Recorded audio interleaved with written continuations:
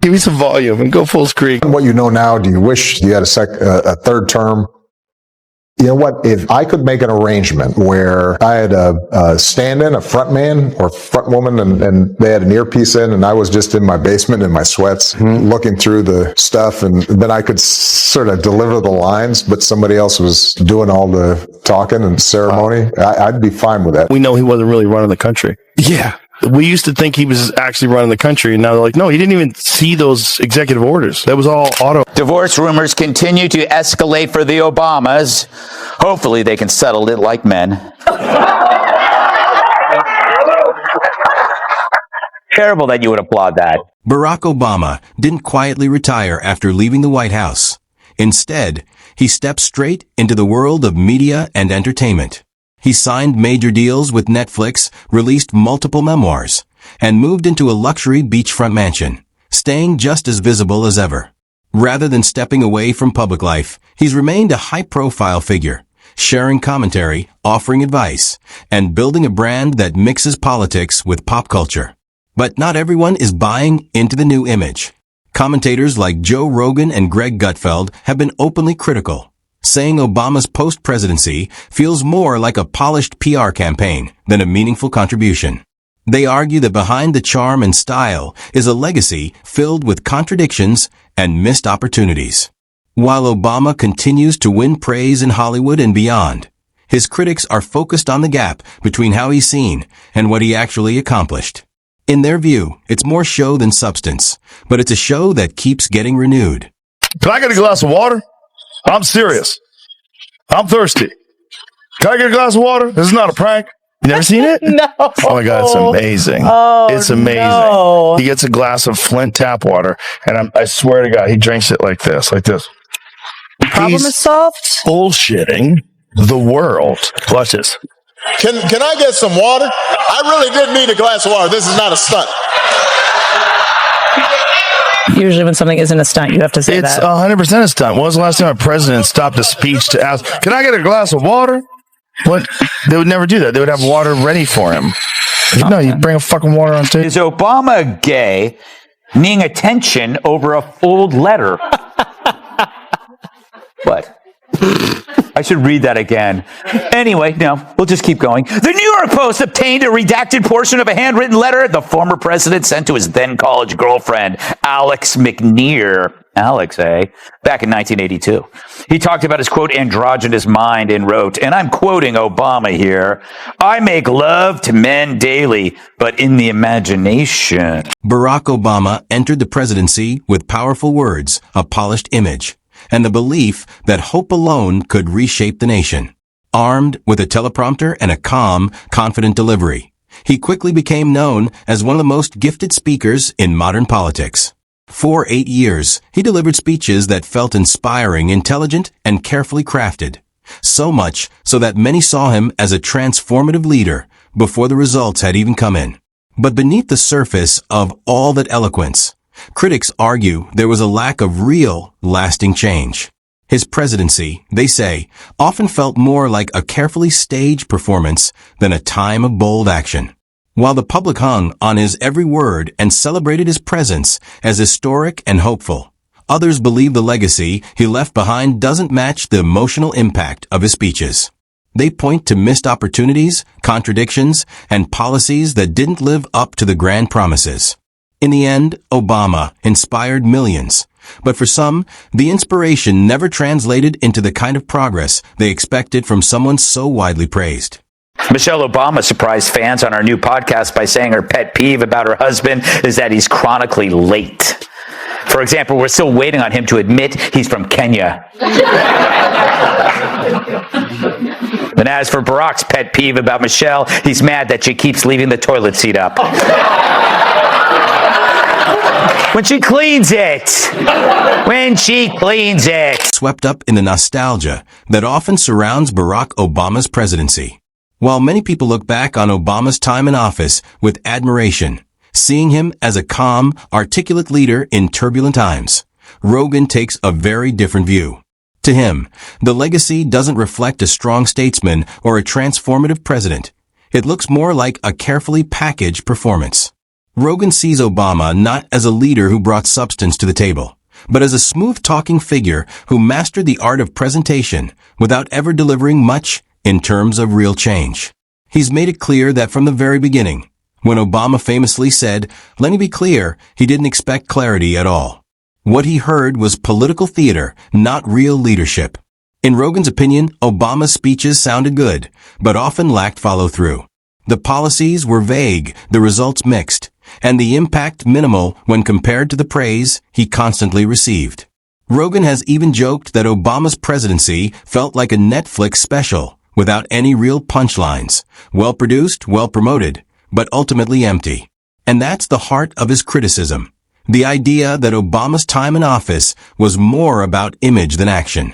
Rogan challenges the mainstream narrative, saying it was all motion and no momentum.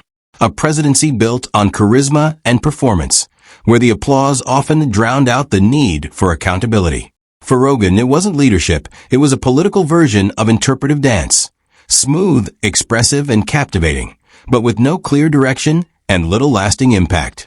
You know, he was roasting Trump in the audience, and you could see Trump in his head going, "Oh, okay, I'm going to run now." Like, that might have been the thing that got him to run. No one is happier, no one is prouder to put this birth certificate matter to rest than the Donald. And that's because he can finally get back to focusing on the issues that matter. Did we fake the moon landing? What really happened in Roswell? And where are Biggie and Tupac? That one moment where Obama was talking to him might be the reason why Trump was like, I'll show you. Greg Gutfeld doesn't hold back when it comes to criticizing Barack Obama, and he does it with his signature mix of sarcasm and smug confidence. That trademark smirk says it all. He's about to dismantle the polished image using nothing more than sharp wit and a caffeine boost. And with Obama, Gutfeld sees plenty of material to work with. This is the president, he points out, who won the Nobel Peace Prize before even stepping foot in the Oval Office, praised as a global symbol of peace before any real actions had been taken. But what followed, Gutfeld argues, was a stark contrast to that early praise. Drone strikes across the Middle East, military interventions, and a foreign policy that looked far more aggressive than peaceful. All the while, Obama was being celebrated by celebrities, praised by the media, and treated like a cultural icon rather than held accountable like a political leader. To Gutfeld, the whole thing looked absurd. He paints the picture of a so-called pacifist being handed a championship belt before the fight even started, then stepping into the ring not with diplomacy, but with brute force, all while a choir of journalists cheered him on. It's hypocrisy in Gutfeld's eyes, dressed in designer suits and Hollywood applause. And he's more than happy to call it out. President number 44 wants to help the left censor more. Former President Obama, if that's his real name, is launching a campaign to stop the spread of disinformation, which he called a real challenge for our democracy. And also for his former Veep, who's challenged by questions like, "What's my name?" and "Why am I nude in the Rose Garden?" Joe Rogan doesn't tiptoe around foreign policy. He charges straight in, tearing it apart with the same blunt force he brings to his podcast. When it comes to Obama's approach, especially in places like Syria, Rogan doesn't see careful diplomacy or strategic thinking. He sees empty threats, confusing decisions, and missed opportunities. Take the infamous red line in Syria, for example. Rogan treats that moment not as a tough stance, but as a perfect example of failed leadership. To him, that warning to Bashar al-Assad sounded more like a mild school principal scolding a student than a world leader drawing a serious line in the sand. The threat was vague, the follow-through was weak, and the result? Assad didn't blink.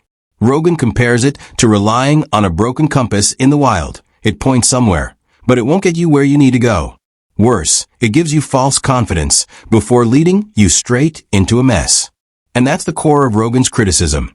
Obama's foreign policy wasn't bold or effective. It was hesitant, unclear, and ultimately ineffective in the face of real conflict.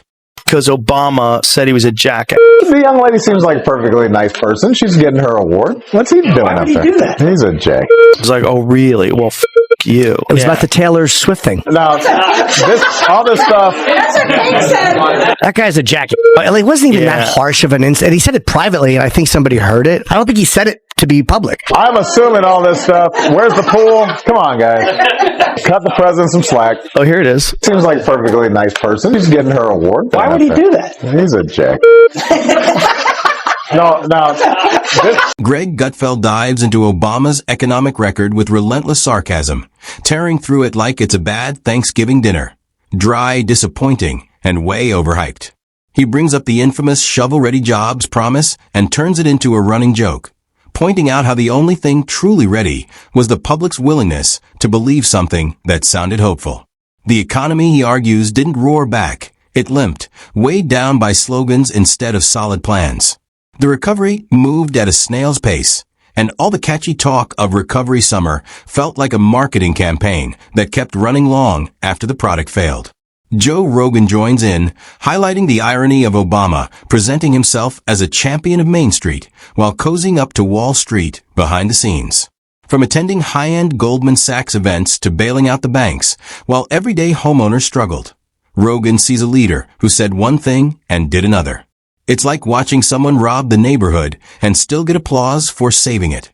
The banks got help. Families didn't. And Obama, critics say, kept acting like he delivered a miracle. Then comes the healthcare issue, and Gutfeld doesn't hold back. He rips into Obamacare with biting humor, describing it as a magical cure-all that turned out to be a confusing mess. Meant to be universal, it often felt like a bureaucratic maze that left people more stressed than supported. The rollout of the website was a disaster. So glitchy, it made outdated platforms like MySpace look reliable. Yet through it all, Obama kept smiling, projecting calm confidence like a wedding DJ spinning music while the speakers literally caught fire. To Gutfeld, it wasn't just failed policy. It was failed theater disguised as leadership.